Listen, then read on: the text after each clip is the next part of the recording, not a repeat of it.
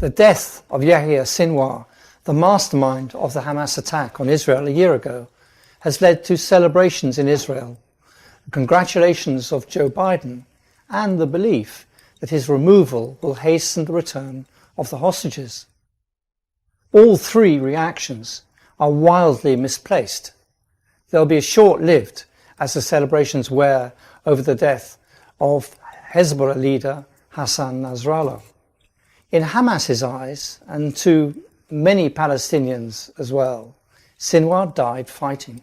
In the eyes of his troops, the end of this Napoleon came not in ignominious exile in St. Helena, but in combat facing the enemy. Hamas is an institution. Handovers of power are debated and controlled. Over the past year, when communication was very difficult, Hamas maintained its discipline and its cool under huge pressure. Collectively, it has stuck closely to the terms of the ceasefire deal it offered in July. Today, that means a full Israeli withdrawal from the Netzarim corridor, the road built by Israel to bisect Gaza, and the Rafah border with Egypt. All talk of dividing Gaza into two, with an occupation in northern Gaza, is out.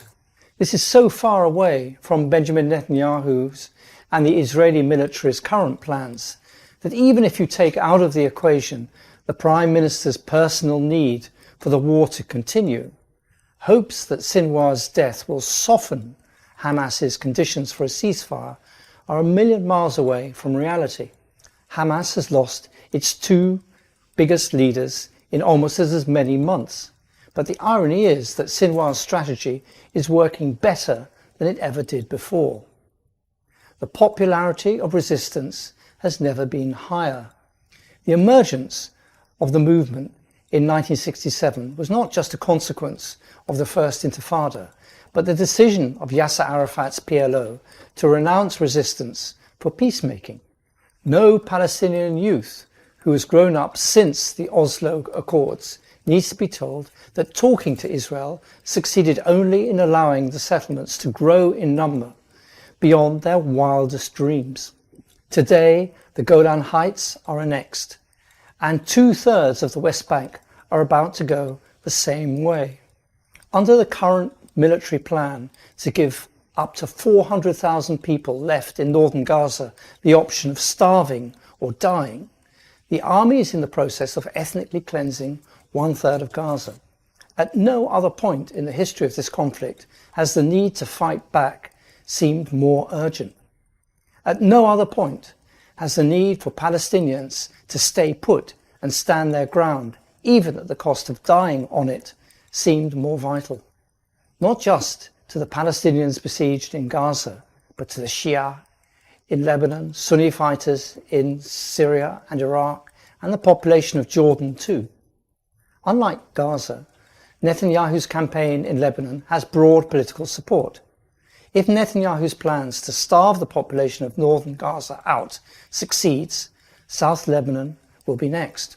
Mir Ben Shabbat, a former national security advisor and chief of staff for national security, said that Israel had three options in its current operation in Lebanon: either to create a security zone under Israeli military control, or to offer a political settlement that would allow Israel to enforce a new regime at the border, or to empty the land along the entire border.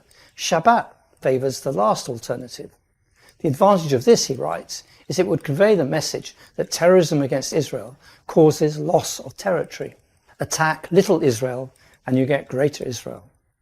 The world is silent in the face of this major territorial expansion of the State of Israel. Silence buys time, and time buys death. The only response that these plans will elicit is a permanent war on all fronts by every people in the Arab world.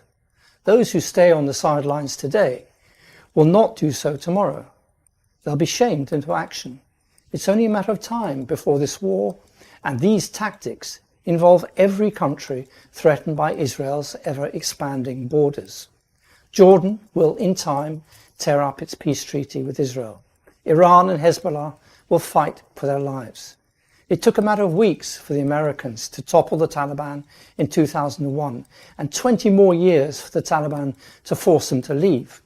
It took 3 weeks to bring down Saddam Hussein's statue in the centre of Baghdad in April 2003 and 8 more years for the US combat role in Iraq to end in ignominy and defeat. These are not happy precedents for a war which will involve much more than the toppling of unpopular and repressive regimes. This war will challenge the very homeland and identity of the Sunni and Shia in Syria, Jordan, Iraq and Iran. It will be existential for everyone. Will Israel's expansion finish in conquest or retreat?